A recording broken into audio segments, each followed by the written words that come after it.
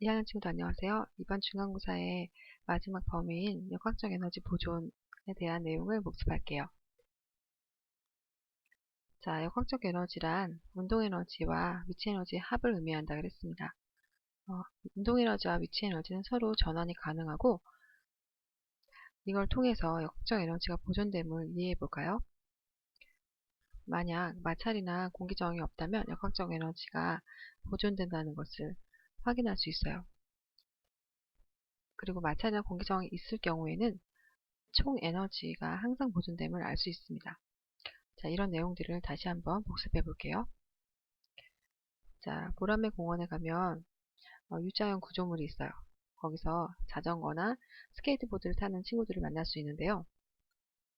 스케이트보드가 높은 곳으로 올라가기 위해서는 굉장히 빠른 속력으로 움직여야겠죠. 자, 스케이트보드가 올라간다는 상상을 해보세요. 네.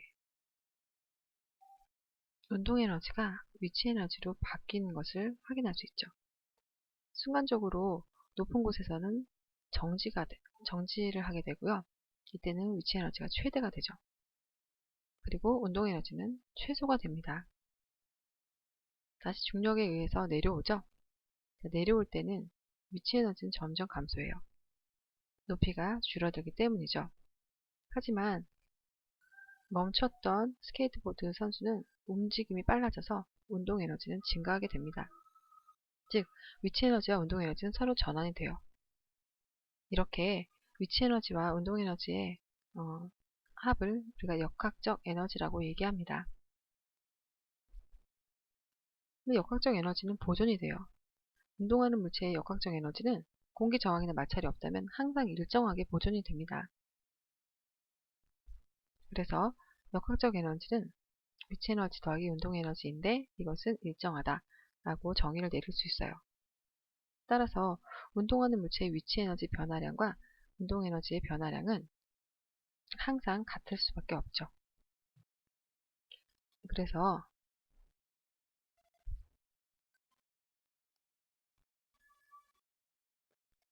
자, 높은 곳에서 떨어지고 있는 농구공을 상상을 해보세요. 자, 여기 세로의 부분은 바로 높이예요. 가로는 역학적 에너지예요. 네, 지쓰기가 상당히 어렵습니다. 네, 개발 세발이지만 여러분들 좀 알아볼 수 있죠? 자, 높이 있는 농구공을 떨어뜨려요. 그러면 농구공의 위치 에너지는 점점 감소하겠죠? 포텐셜 에너지, 위치 에너지는 점점 감소할 거예요. 이 지점에서 왔을 때는 위치 에너지가 이 정도밖에 되지 않고요. 그리고 바닥에 붙으면 위치 에너지는 0이 됩니다. 자, 감소한 위치 에너지는 어디로 변화되었을까요? 그렇죠. 운동 에너지의 증가량으로 바뀌게 됩니다. 즉, 농구공이 떨어질 때 속력이 증가하므로 운동 에너지가 증가하는 것을 알 수 있어요. 그래서 이쪽에 있는 역학적 에너지와 중간의 역학적 에너지, 그 다음에 마지막 역학적 에너지는 항상 보존이 돼요. 다만 위에서는 위치 에너지 최대, 그리고 운동 끝나는 지점인 마지막 부분에서는 운동 에너지가 최대가 되겠죠. 네. 스케이트보드의 모형을 한번 볼까요? 양 끝점에서는 높이가 최대예요.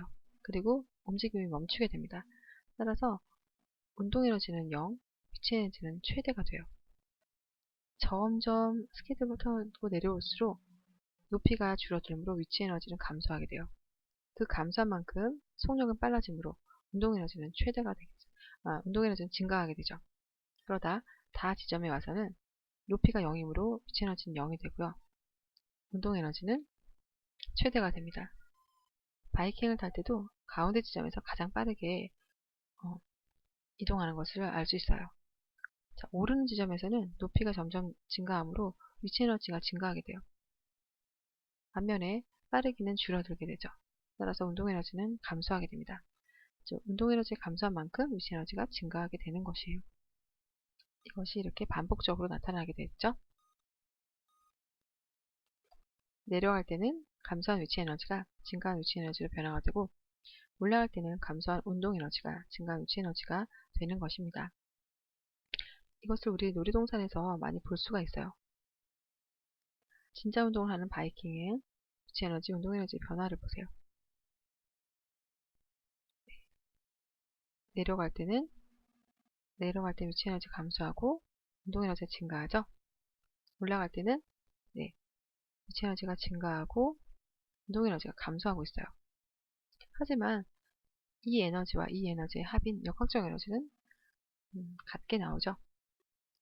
번지 점프할 때의 모습입니다. 가장 높은 곳에 있기 때문에 위치 에너지는 최대예요. 움직이지 않기 때문에 운동 에너지는 0입니다. 이영기 부장님 계시면 경시로 빨리 와주시기 바랍니다. 경위에 이흥재 부장님 계시면. 자, 이 위치에서 번지 점프로 낙하 운동을 하면 위치 에너지는 줄어들고 운동 에너지는 증가하죠. 하지만 이 둘의 합은 같아요. 즉 역학적 에너지는 일정하게 유지가 되죠. 자, 마찰이나 공기 저항이 있을 때는 마찰로 인한 역학적 에너지 일부가 열 에너지로 전환이 됩니다. 따라서 역학적 에너지는 보존되지 않습니다. 이때 발생한 열 에너지는 감소한 역학적 에너지와 같아요. 즉, 역학적 에너지는 보존되지 않지만 전체 총 에너지는 보존이 되죠. 역학적 에너지와 열 에너지를 혹은 또 소리 에너지 등등을 다 더하면 결국 일정해져요. 이것을 에너지 보존 법칙이라고 합니다. 에너지 보존 법칙. 그래서 바닥에서 튀는 공은 점점 높이가 낮아지다가 굴러가죠.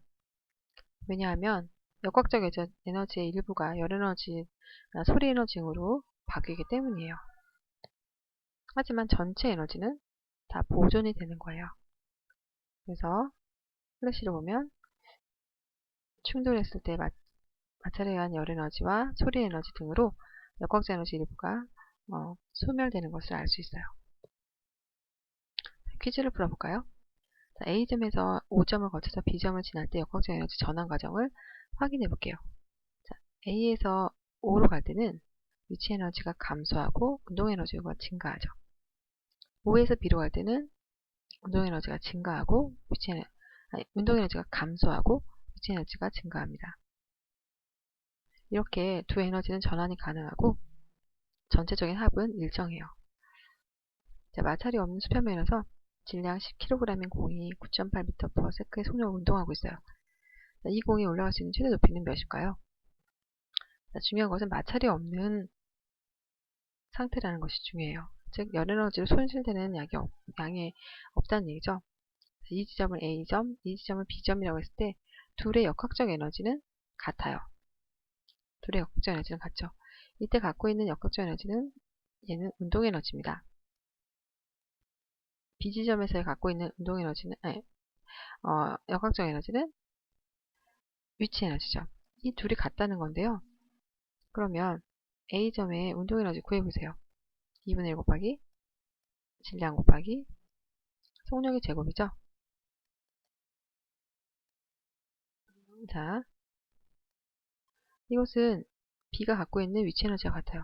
B가 갖고 있는 위치 에너지는 9.8 곱하기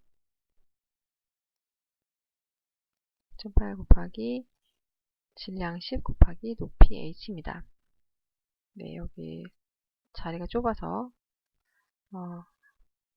근데 이 둘이 결국 같다는 거예요. 그러면 약분되는 것들 약분해 볼게요. 10과 10이 약분되고 9.8이 약분되므로 h는 2분의 9.8이므로 4.9가 되네요. 그래서 높이는 4.9m가 되겠습니다. 자, 운동 에너지와 위치 에너지는 서로 전환되죠.